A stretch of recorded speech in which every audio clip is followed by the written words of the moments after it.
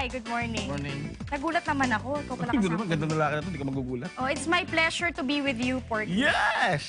And it's also my pleasure to be with our guest. Yes. Si Mr. Bailey Policarpio, ang Sales and Marketing Director ng FPSI. Mula po sila sa FPSI, First Basahin mo na. Wala po yun. First Philippine Scales Incorporated. Kasama po ni Sir Bailey, si Miss Lea Soriano, ang Marketing Communications naman ng FPSI. Good morning po. Good morning po. Welcome. Magandang Good umaga po morning. sa inyong lahat. Nandito na naman po muli ang First Philippine Scales. Alam mo, eksakto sila na Bakit? maging guest natin dito. Bakit? Kasi kamakilala nagpa-rin si Mayor Bautista. Sa Commonwealth? Yes. Yes, actually, opo, yung timbangan ng bayan. Ano Opo. po, kasi yung isang project ng DTI, ayan to ensure yung mga weighing scale sa palengke accurate, no? Opo. Kagaya ng mga timbangang ito, Yan. no? So, chine-check yan ng City Hall. Nagkataon, nung ni-raid yata itong Commonwealth, Tampered maraming tampered weighing scales talaga doon. Actually, hindi lang naman sa Quezon City Hall or Quezon City Markets. Paano yan. natatamper dyan, ma? Paano nalalagyan ng daya? Kagaya nung pinakita natin nung first visit natin, dito yan tinadaya. Actually, tinatanggal nila yung seal, Okay. sinisira nila yan, and then yung loob, no, para madaya. Kaya ang indicator lang natin dyan, palagi, ang Dapat advice silyado. natin, dapat silyado. Meron siyang seal dito, meron siyang wire. Ito, uses these wires. Yan. Ito, tapos meron siyang, yung mga City Hall, actually, ito yung in-order sa atin ng mga munisipyo. Yung ceiling plier, at saka itong selyadong tinggana Saan to. po yung nilalagay? Nalagyan, tapos may wires. So, meron yung seal dito. Okay. I think we have some pictures na Yes. pinresent para maipakita na dyan. So, ginagamitan niya nitong ceiling plier. So, selyado siya. Plus, meron itong nakadikit na stickers. Should Dapat be hindi siya intact. baklas. Hindi siya baklas. Yeah, Ano po yung opo. reaction ninyo na dun sa ginawa daw na raid? Merong maraming mga Fuji weighing scales na nakumpiska. Yeah, actually, hindi kasi nakakapagtaka na marami talagang Fuji kasi we are nationwide distributor at leading brand kasi ang ating timbangan. Dahil nga, we are accurate, no? Opo.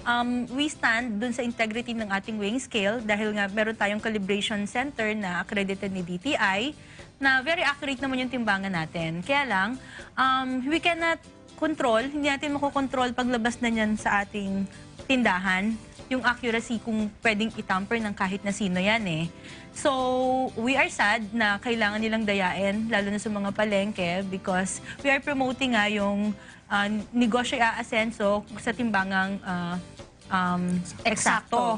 Paano kayo That's why. nakakaano sa DTI? Yung, kumbaga yung company ninyo at ang DTI, kumbaga nag-merge siya para sa mapangalagaan yung timbangan sa mga Markets. market. Actually, ang company natin, accredited sa DTI under PAO, Philippine Accreditation Office. Ito ay nagsisigurado na complying tayo sa international standards with Yes. regards to sa mga quality and test. Oo. So, aside from that, we are the manufacturer of weighing scales.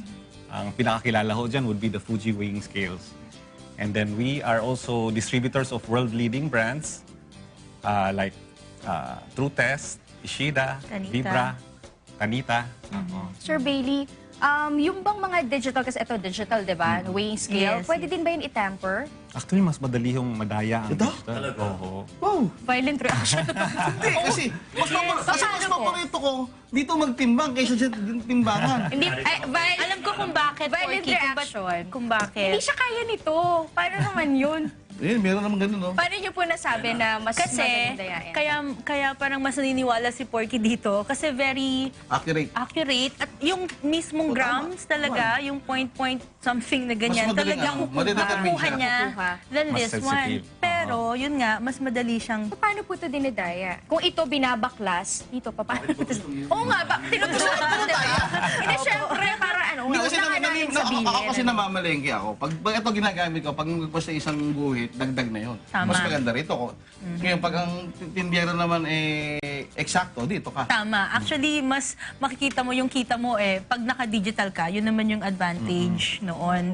Kaya nga, we give advices also or sinasabihin natin yung mga munisipyo rin na maging vigilant din dun sa mga digital weighing scales. Kasi karamihan ito lang yung palaging focus nila. So, it's just only ngayon na nalaman natin with Bailey na mas madali palang madaya ito. Kasi ito, di mo na kailangan buksan. Sa keypad pa lang, magagawa na. Although, kailangan mong alam ang alam mo dapat paano. Huwag na daw po natin ituro kasi baka magkaroon pa sila ng idea kung paano gagawin. Pero syempre ako akala ko hindi nadadaya itong digital. Hindi kasi yun nga, para ma-aware natin yung ating mga mamimili sa palengke. Kung paano, kasi napaka-mahal ng bilihin. Tapos may mandadaya pa. Parang pag hindi mo alam yung ginagawa ng mga tindera, lalo dyan sa parte ng Divisoria, kaya po. Kasi dyan madilis para ma-detect natin kung paano bang sira ang timbangan, paano. Kasi, di ba, bibili ka ng 100 piso Pag nadaya ka ng 1/4 bili mo pag ubas, bibili ka ng kalahating ubas Pagdating mo ng bahay, 1/4 lang Kulang pala. pala ng isang guhit. Huwag na natin ituro kung paano dinadaya. Paano na lang po madedetect na ito palang digital na to, medaya? Paano malalaman? May mga nabibili ho tayong mga test weights gaya nito. May mga naka-indicate ho dyan kung anong timbang niya. Kung ilang Okay. kilo. Oo. Of course, these have to be calibrated also. And certified. And certified. Yes. So, kapag linagay niyo dyan yan, dapat yan din ho Eksakto ang- siya. eksakto Wow, ho 1 dapat. kilo. Sakto. Sir That's Bailey one way, and ho. Miss Leia, anong marirekomenda nyo sa mga municipalities na gawin para makasigurado doon sa mga markets nila o sa mga palengke, sa mga talipapa, na tama yung mga timbangan na ginagamit ng mga nagbebenta o nagtitinda? So unang-una dapat meron tayong timbangan ng bayan in every market, hindi lang sa public market but sa mga private markets also. So yung mga market master, ini-encourage natin sila na mag-set up a minimum of 1 timbangan ng bayan. And yung kanilang mga test weight should be certified and calibrated and certified. Kaya importante yung accreditation body ng DTI kasi hindi lang basta-basta gumagamit ng test weight. It should be certified by DTI. So, bawat market po ba, meron tayong galing sa inyo na in cooperation ng DTI na meron talagang timbangan ng bayan? Actually, nire-request siya ng mga ng munisipyo, ng municipalities, especially the City Treasurer's Office. Sila yung responsible for putting up timbangan ng bayan and for these, yung mga ceiling ng mga timbangan. But we also would like to mention na hindi naman lahat ng mga vendors natin na talagang nandadaya o sadyang nandadaya. Yes. We would like to mention na ang isang timbangan, pwedeng maging cause ng inaccuracy niya yung sobrang luma na. Yes, okay. either digital or Kahit either ganito? mechanical, mas lalo na pag yung over yung tinitimbang natin sa capacity ng timbangan. So, dapat alam mo, kung 10 kilos lang siya, dapat di siya lalagpas sa 10 kilos. Yes, oo. At saka syempre kung binabaksak mo palagi yung mga tinitimbang mo or lagi siyang nababas, there are factors din naman talaga na nakaka-affect sa accuracy ng isang timbangan, both digital and mechanical. Yeah. So, sinasabihan po natin din na hindi naman lahat dahil lang sa tampering. So, kaya kailangan kahit hindi ka nandadayo ng timbangin mo, importanteng ipapakalibrate mo, ipapacheck mo, just to make sure na accurate palagi yung timbangan mo. Tsaka maganda rin yung sinasuggest nyo sa mga municipalities na ganito ba yun? Yes, Merong it's just isa, like that. at least Opo. one, na kunwari, duda ako parang konti tong baboy na nabili ko na to. Titimbangin doon sa Sandali, timbangan. pwede lang baka Hindi ako makain ng baka, baboy Pwede talaga lang yung manok. gusto ko. Tama po yun, no? Dapat po, lalo na sa mga malalaking mga market, hindi lang po dapat isa. Kasi dulot-dulo, pag ikaw, Yes. di ba tatamarin ka na magpunta sa kabilang dulo? Humaba yung pila. Yes, opo. So, gano'n importante po. tinatagal na itong timbangan natin? Ano ba, magbumili ako Lifespan. na ito. Naku, lifespan po yan eh. Ang Fuji, makakatest po niyan si Sir Billy kung gaano katiba yung ating timbangan. May mga nakikita ho tayo sa mga gumagamit na more than 10 years na. Wow. More than Yung 15. katibay. Yung iba naman talagang kinakalawang na yung mga gilid-gilid pero Pero yung loob niya, matibay Maayos pa pa talaga, rin. maayos pa rin. So kasi talagang nag-i-invest kami dun sa aming weighing scales, no? Hindi lang sa mechanical, pati sa digital. So yung quality niya is, sinabi nga namin, world class. So hindi Export siya quality. export quality. Pero sa world presyo, class ma'am? siya. Regarding sa ibang brand ng timbangan. Makikita Compared naman natin with- na nationwide siya, binibili siya ng mga vendors. So ibig sabihin, hindi siya mahal. So yung mga gusto economical pong siya. bumili, Sir Bailey, saan sila pwedeng maka-avail nitong Fuji weighing scale na to?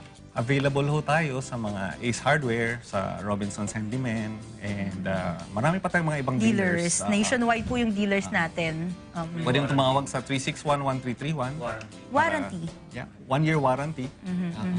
Pero almost hindi mo magagamit, sir, yung warranty na yan kasi matibay talaga yung timbangan. Kung ayusin lang din po natin yung paggamit okay hanggang na. lifetime. It will Naku, be lifetime. huwag niyo pong paggamit kay Porky. Naku, kahit na doblehin pa natin si Porky, makakasigurado ko sa'yo, Mabubuking. accurate pa rin yan. Mabubukin Okay, po pwede si na. Porky kung ilang kilo. Sige, game. So yun na nga po, nananawagan tayo dun sa mga sa mga kinauukulan ng paglalagay ng 230. timbangan ng bayan. At yung mga... Okay, itong timbangan Yung na iba to. po- Manggaan ako rito. Ano po?